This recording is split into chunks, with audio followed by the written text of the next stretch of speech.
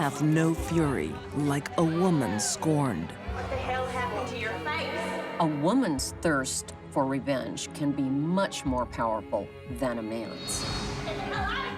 Untamed rage leads to violent retribution. It was just a frenzy of killing. A cold-hearted mother takes terrible vengeance. Jessica sits and watches this murder. A murder she planned.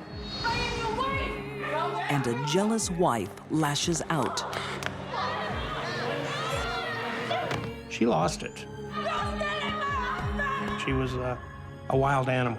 These deadly women felt they'd been wronged. Bent on revenge, they would take an eye for an eye.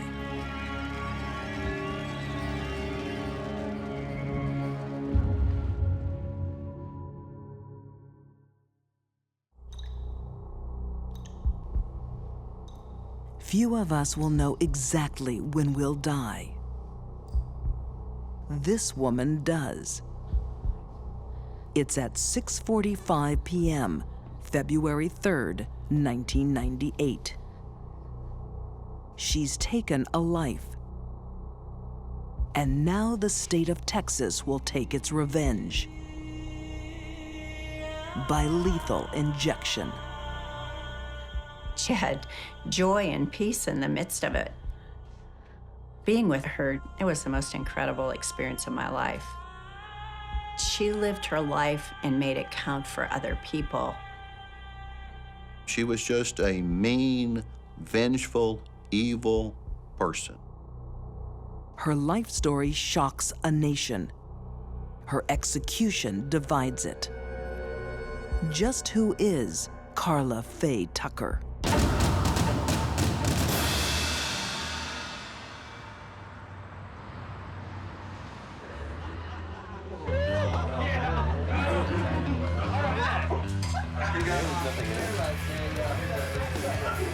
"15 years earlier, in Houston, Texas, she's a party girl. Booze, drugs, sex. Just 23. Carla is out of control. There aren't many reports of people saying that they were shocked at the behavior she later was accused of. Carla had lots of problems, and everybody knew them. She's been abusing drugs since elementary school. Bouncing between frenetic highs and crashing lows. She develops a frightening temper. She was a very violent person who would fight with you in a minute, a man or a woman. She had many barroom fights. She was a tough little gal. Homicide detective J.C. Mosier remembers a violent young woman with no future. Carla never had a chance to go anywhere but prison. She was destined for prison. I've got something to show you to make you feel real nice.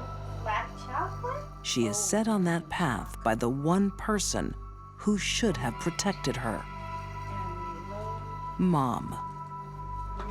Her mother was a drug addict, prostitute, who also had a normal, square day job, working as a secretary. You gotta lick it. Lick it? Lick it real good. For young Carla, there are no boundaries, no rules. That, my dear girl, is your first joint. Her teachers had given up on her. Her mom was living her own life, a party life, encouraging Carla to go with her into that lifestyle. Author Linda Strom would become Carla's close friend. Carla herself started smoking marijuana when she was 8. So by the time she was 12, she was shooting heroin. To pay for her addiction, Carla starts working at 14. Again, she follows her mother's lead. Her mom was her idol, and so her mother began to school her in the art of prostitution. I'm not really sure anyone can say Carla had a childhood, even a bad one. There's no way a child who's exposed to drug use by their own mother when they're 8, 9 years old, when they're exposed to sexual behavior of adults by their own mother, that girl doesn't stand a chance in life. Not a chance at all. Carla's mind is a pressure cooker of drugs and abuse, just waiting to blow. What the hell happened to your face? When a friend, Sean, is beaten by her boyfriend, Carla takes it personally. Sean had been telling Carla about Jerry beating on her and treating her bad. Carla knows all about the alleged abuser, Jerry Dean. They were housemates, but that didn't work out. Carla and Jerry had had a bad relationship. Allegedly, he had cut up some pictures of Carla and her mom, which really upset Carla, to the point that she had actually hit him, broke his glasses, and cut his eye. Once again, Jerry Dean is in Carla's sights. Little surprise to former FBI agent Candace DeLong. Carla had a lot of trouble with men, and this man represented every man she'd ever hated. Carla wants revenge. It's time to mess this guy up. She enlists her boyfriend, Yeah. Danny Garrett. Carla wanted to go over and kick his ass, is what she wanted to do. The plan is to confront Jerry and steal his motorcycle. But the plan goes terribly wrong. The axe was right there beside the bed, and she grabbed the axe and it started.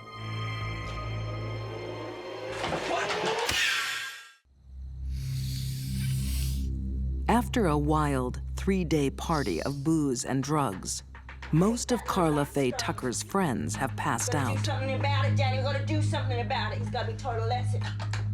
but not Carla and her boyfriend Danny. Get it for you, baby. They're high and plotting revenge. Gonna do it? Let's get it, baby. Let's get it. She had so many drugs in her system, almost a dozen, which included things like methamphetamine, Dilaudid. She had uppers and downers. This is an enormous number of drugs. Forensic pathologist Dr. Janice Amatuzio says Carla is in an altered state. This cocktail would certainly have put her out of her mind. Their victim, Jerry Dean, has no idea of the approaching storm. He's clashed with Carla before, but this time will be the last.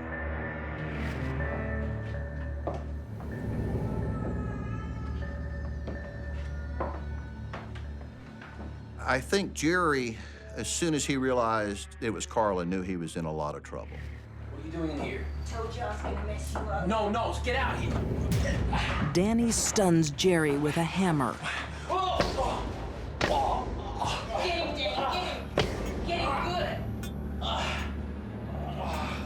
They'd come to steal a motorcycle. Now, Carla decides on murder with a brutal weapon.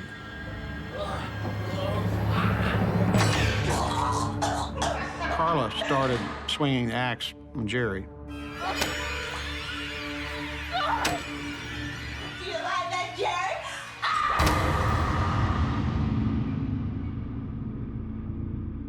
I just think it's an accumulation of booze and drugs and her intense hate for Jerry.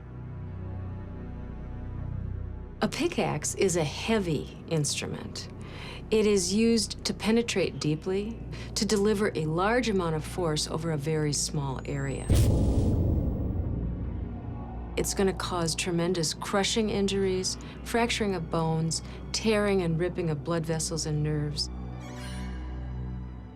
Jerry was struck around 35 times, as I remember. Carla's frenzy might have ended there. But something moves.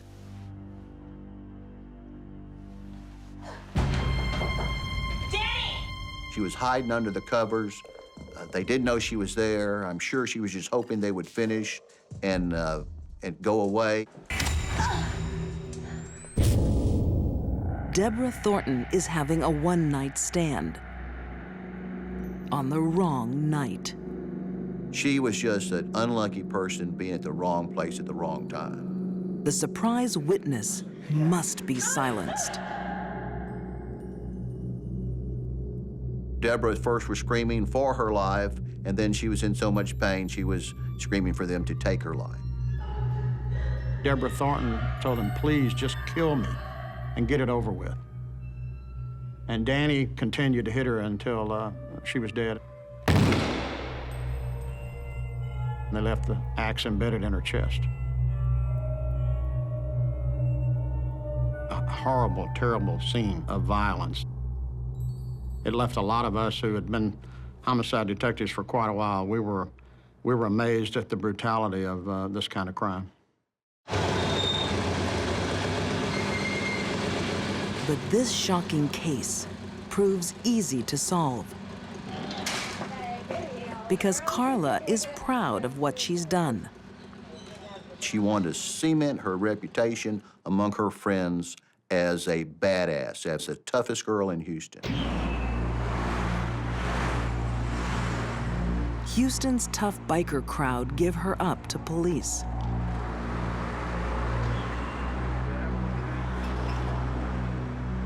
You're like a fish in the ocean. If you open your mouth, you get the hook. Carla shows no remorse. She says in this eerie, squeaky voice, hell yes. That was her answer to whether she enjoyed the killings, and that was my answer to whether or not the jury should give her the death penalty. Convicted of first-degree murder, Carla and Danny are imprisoned on death row. And it's here that Carla's brutal life takes an astonishing turn. As she read the Bible, something hit her, and she realized for the first time what she had done. It's a genuine radical story of somebody who is like in darkness and walks into light. I think this was a real conversion. I think she really became a Christian, good person. He makes me lie down in green pastures. It was a metamorphosis from what she was to what she became. It was extremely amazing, and in my mind, really true. It happened. She did it. It wasn't phony. I don't think there was a phony bone in her body when she died. I want to walk arm in arm with you, Jesus. Save my sins. Forgive me my sins, Jesus. The tough, streetwise hooker becomes, in the eyes of some, an angel. Everybody loved her. I could introduce you to officers who, when they talk about Carla, will say, my life was never the same after I met her, after I had that encounter. I have to say that too. The governor is not convinced. After 14 years on death row, the state of Texas will have retribution. When she was getting ready to go to her execution, she said, I'm praying that my death will give those who can't forgive me the freedom to forgive so that they're free of this and don't have to spend their whole life dealing with what I've done.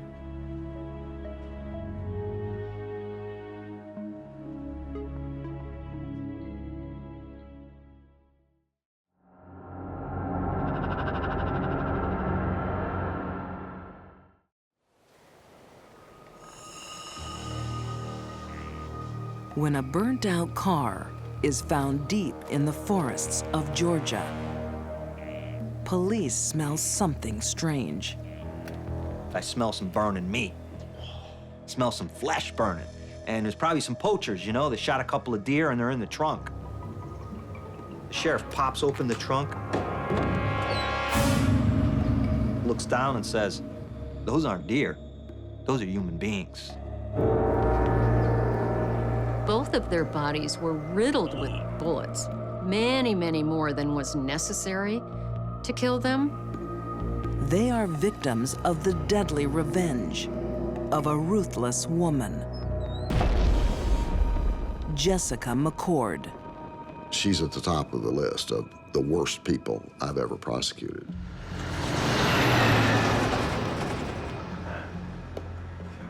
The first time Allan Bates kisses Jessica McCord, his life is set on a dangerous course. The easygoing boy from a good family has become her prey. Jessica sets her sights on this guy, and that's it. That's my golden ticket for life. There's my white picket fence, my long days on the couch watching soap operas while I'm having his babies. Jessica is soon pregnant. Allan decides to marry her. His family can't believe it. We never imagined that he would end up with someone like that. Never. To Allan's brothers, Kevin and Robert Bates, this looks anything but a perfect match. It definitely feels like she was controlling from the beginning. If you wanted me, you would have taken that phone call. What the hell's wrong with you? Don't touch me, I said. She definitely seemed to have, or seemed to assert, a certain control over Allan and his thoughts and what he would want to do and how he would spend his time. As the years pass, Jessica's behavior gets worse. Okay, y'all want to pack that up now and start your homework? We're fine. Jessica was really the instigator of the arguments and the fights. I said, pack the puppets away and do your homework. Allan continually wanted to work on things. Allan was a Christian. He was dedicated to this marriage. He was dedicated to raising a good family, no matter what she did to him, it seemed. I'll just go back to cooking the dinner like I always do. And you can sit down and cook. But Jessica just couldn't be happy enough. You can go to your theater. These aren't just mood swings. She suffers from borderline personality disorder and narcissism. Quick to anger, self-obsessed, dangerous. Jessica is the wife from hell. A combination of somebody with borderline personality disorder and narcissistic personality disorder would be someone that would be almost impossible to be around on a daily basis. It would be the classic, it's all about me when it comes to that person. After years of heartache and turmoil, Allan can see only one way out: divorce. What the hell? You're not leaving. Allan really is at his wit's end. He can't take it anymore. Not leaving. Yeah, you just watch me. You just watch me then. She's starting to get violent. She comes at him with a butcher knife one day. And she goes to stab him, and he slams the door, and boing, she stabs the door instead. Divorce is no escape. Instead, it triggers something far worse. People with Jessica's personality disorders are not the kind of people that are going to be able to sit down with a spouse and work out the issues of a divorce or separation and child custody issues. Not at all. Nothing will make her happy. When she gets what she wants, she'll want more. Vengeful Jessica declares war on Allan. The children are her weapons. Jessica really begins to torment this guy with his children, using these children really as pawns in this game of chess. Author M. William Phelps says Jessica is a master of mind games. Visits would be planned with his children, and they wouldn't be there. He'd try to call him on a telephone. Jessica would say, "You can't talk to him." Meanwhile, she turns around and tells the kids, see, he never calls you. He doesn't want to visit you. Ain't your daddy here yet? She's a narcissist, and she enjoyed that their life was her stage. And the players in this drama were Allan and those kids. And she had control over it all. That's one thing that Jessica loved to have, and that's control. You said I'll be able to see the kids. When a court gives Allan access, she ignores it. Well, I don't know, maybe next week? You know. Nothing that the court said was ever going to influence Jessica's decision to even let him see the girls. I want to see the kids. She went as far as to try to change their names and put them in a different school. And then when we found out where they were, then she pulled them out and homeschooled them.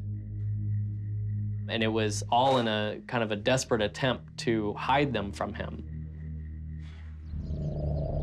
The court will not be defied, and Jessica is briefly jailed for contempt. She makes a terrible promise.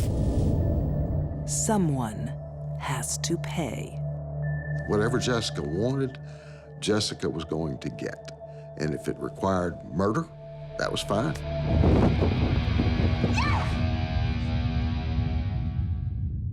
My turn to see him, and I'm going to see him. Allan Bates is a man in trouble. Don't call here yet. When he divorces his wife, Jessica, he makes a vicious enemy. It's over a 6-year period of time where in and out of court, he's fighting her for custody, he's fighting her just to see the kids. Allan makes a fresh start with new wife, Tara. I definitely feel that Tara was Allan's soulmate. She brought new life back into Allan when she came into his life. Jessica, I'm sorry, I don't think I... Jessica has found someone too. Of course we can do this. I'm not gonna lose my girls, okay? I'm just not. In Jeff McCord, she once again has a man she can control. You know what to do.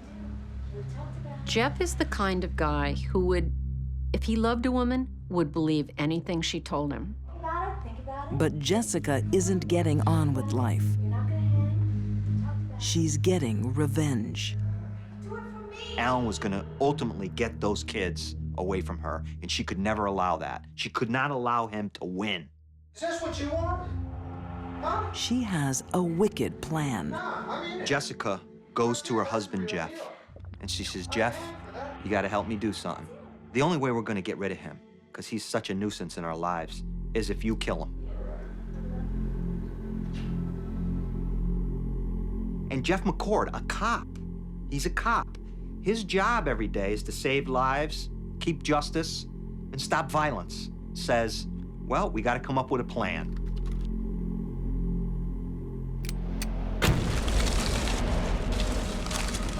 A few days later, Where's the kids?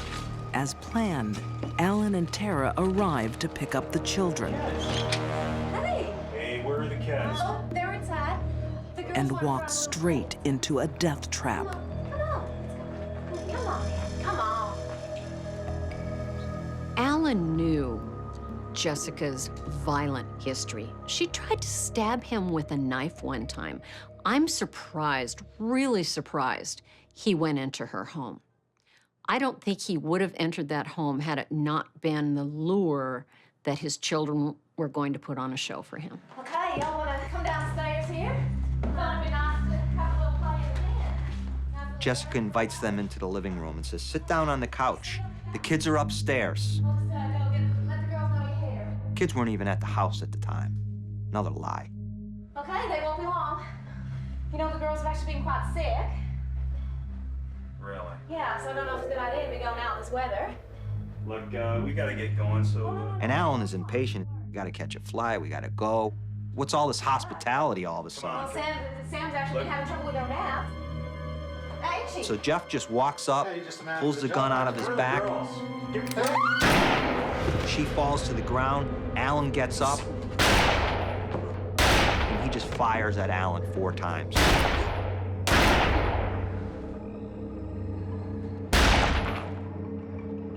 While Jessica sits and watches this murder unfold in front of her eyes, a murder she planned.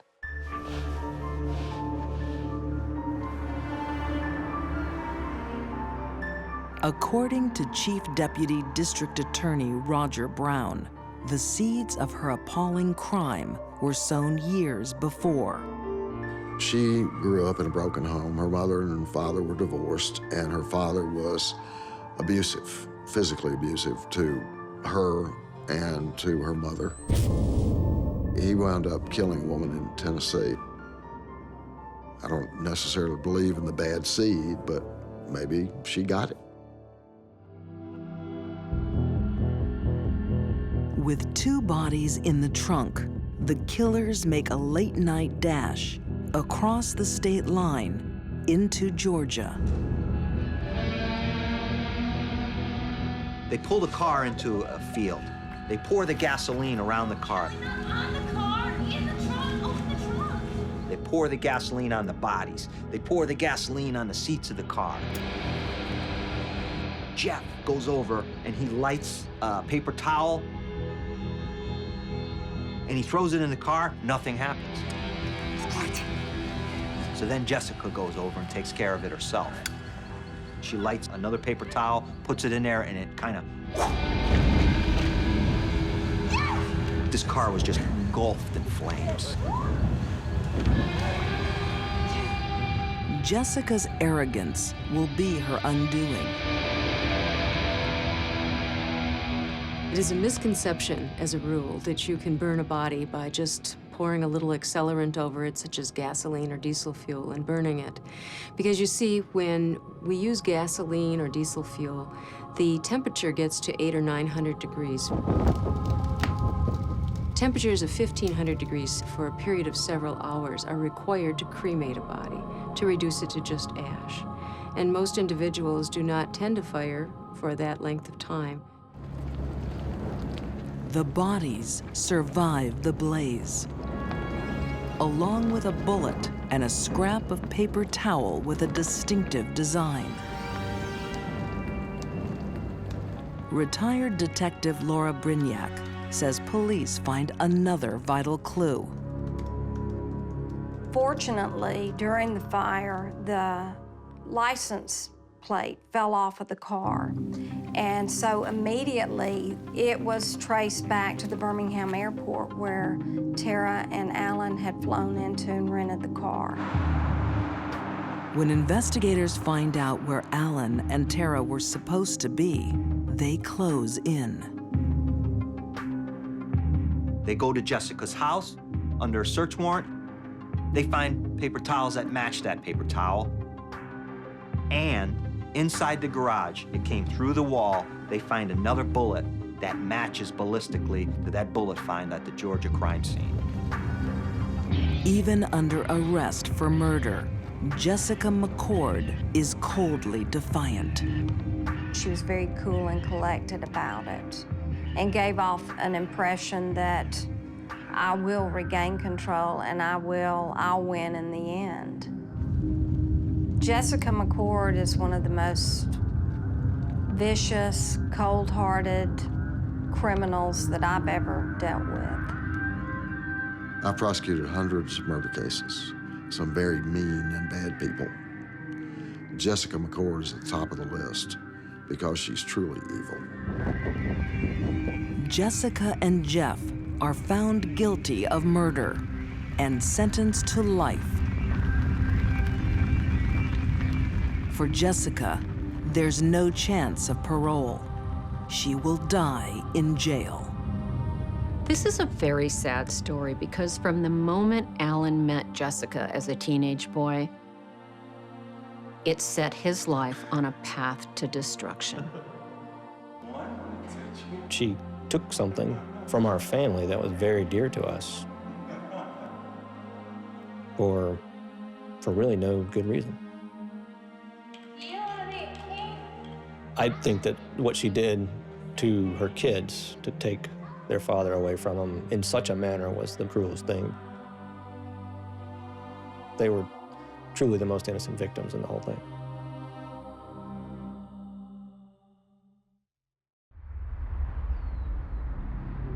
For some women, the burning desire for vengeance is a dangerous emotion.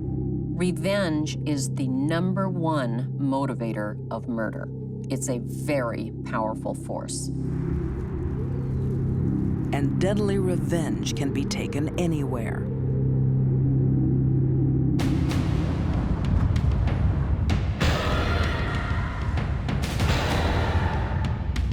Even the lobby of a 4-star hotel. Clara Harris, by all accounts, is a really wonderful human being. For this one brief moment in her life, she lost it.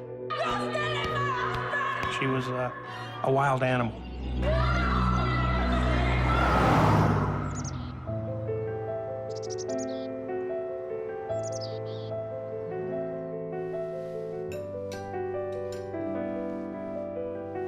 Clara Harris emigrated from Colombia and found the American dream. Oh, hey, girl. Hello.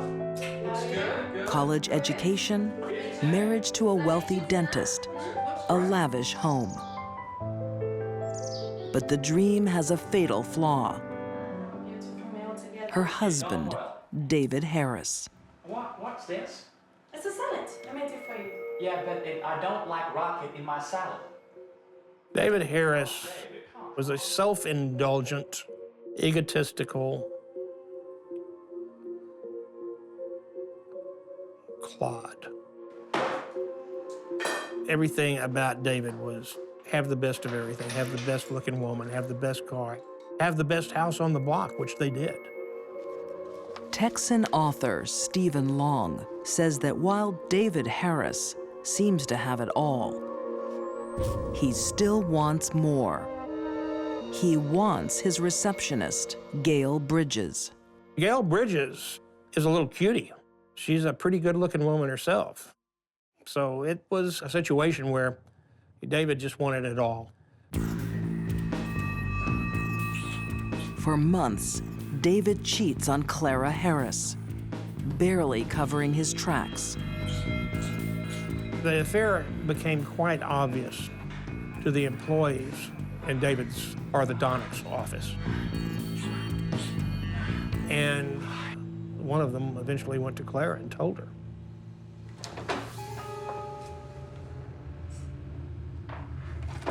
David's affair will become his death sentence.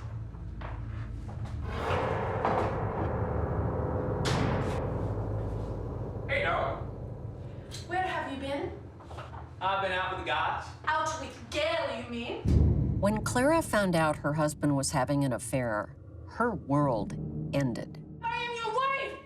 I am your wife! To lose her husband was to lose everything that was important to her. Do you love her? Do you love her? Her standing in the community, how others saw her, everything.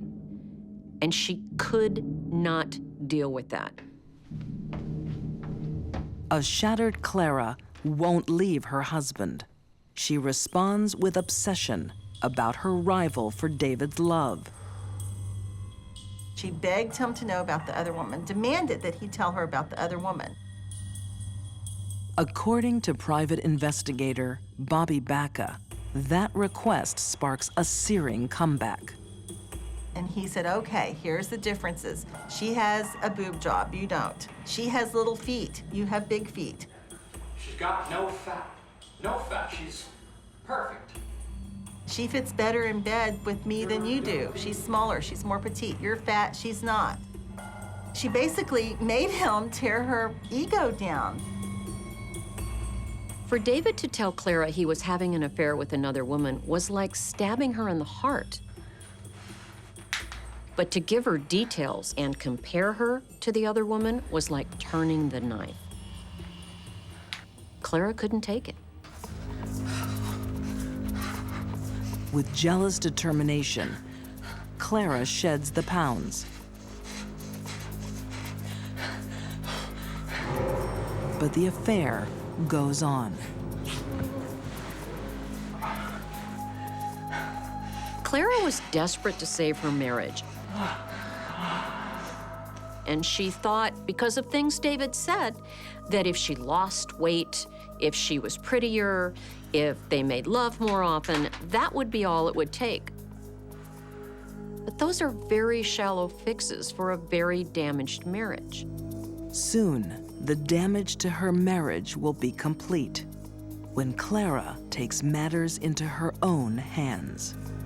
He tells Clara he's going to break up with Gail, and he takes Gail to bed. He couldn't possibly have been thinking about what Clara would do.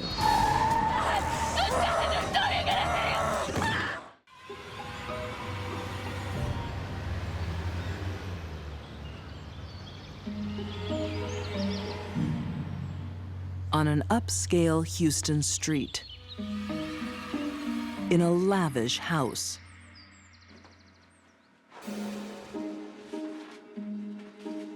a marriage is on the rocks. Clara Harris is becoming desperate. There's no evidence that Clara has any kind of psychiatric disorder. She had cheating husband disorder. For her, big problem. Dentist David Harris has been caught having an affair with his receptionist, Gail Bridges. His next lie will turn this once loving wife into a killer. David told Clara that he was going to meet with Gail and break off the relationship once and for all. But Clara doesn't trust her husband anymore. She goes to private investigator Bobby Baca. She said, here's all the case information. He's going to meet her tonight. If you can get close and get recordings of what they're saying, she wanted that. Bobby puts one of her team on the case. She soon discovers that David Harris has no plans to break up with his lover, Gail.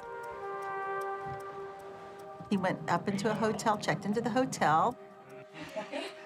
He was with the other woman. Wait a minute, sexy boy. And at that point, we just wait for them to come out and video them coming out. And there's no reason why a married man would be alone in a hotel with another woman unless there is adultery. Oh, I can't believe it. And he lied to me and he's down here. Right, Mom. I'm so sick of it. Mom. When Clara learns the truth from the PI firm, I'm so furious. she snaps. Just leave it, just leave it. Enraged, she makes 16-year-old stepdaughter Lindsay phone her father Daddy, you have to come home, Bradley, soon. with a lie to lure the lovers out. All right. Okay. Good. Thank you very much.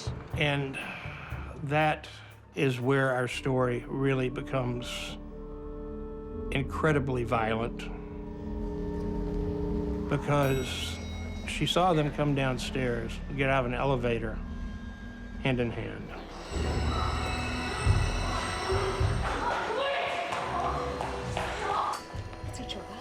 And Clara Harris lost it. Clara attacks Gail and wrestled her to the ground in the lobby of this hotel. She snapped. Flying into a rage, not caring who she hurt or how badly.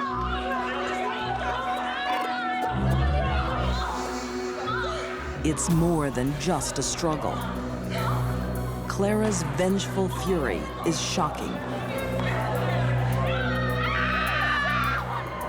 The fact that Clara attacked Gail, and then once she was pulled off, went back and bit her, she's acting like an animal. Then, the final humiliation. David Harris told her, it's over, Clara. You've blown it, it's over. And he walked out with the other woman. But it isn't over. This fight is about to enter its final bloody round. I don't think there was much going on in Clara's mind at the time of the attack. Just needing to destroy the two people who had destroyed her. If she had a gun, she would have shot them right there. If she'd had a knife, she would have stabbed them. She had her hands, she had her teeth, and then she had her car.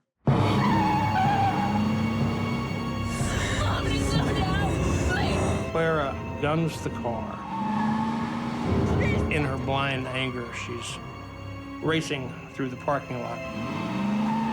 She came around. That's when my PI first saw her.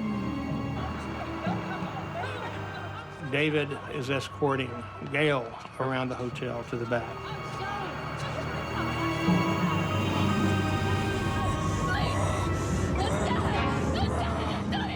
David pushed Gail. He did not get out of the way. Clara hit him.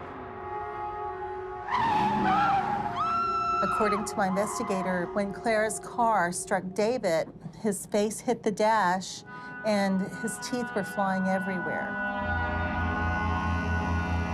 There's more horror to come. As Clara turns the car.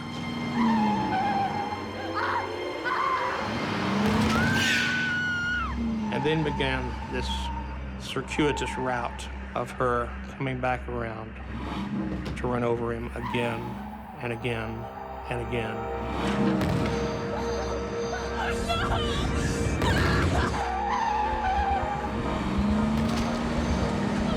Every time that car went over David Harris, it was like a meat grinder.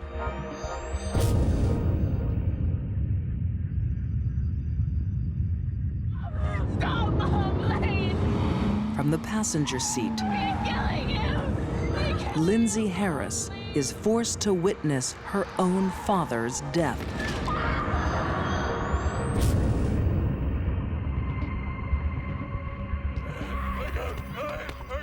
Clara stopped the car and got out and grabbed David, who was at that time barely breathing. And she picked him up and said, "David, look at what you made me do." Clara Harris is found guilty of first-degree murder and sentenced to 20 years in prison. I think Clara killed David because David killed their marriage. After years of belittlement and an ongoing affair, Clara could not be pushed any further. The only way to end that kind of pain was to kill the source of the pain. It's lucky that Gail wasn't also killed. The problem is that Clara Harris loved David too much.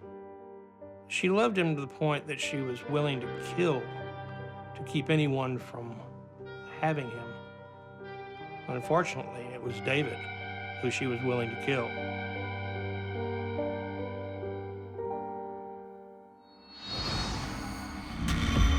When these deadly women got angry, they hit back. Carla Faye Tucker couldn't control her explosive vengeance. Jessica McCord took ice-cold revenge on a loving father. And Clara Harris killed in a fit of jealous rage. Feeling betrayed and wronged, payback was brutal and bloody as they took an eye for an eye.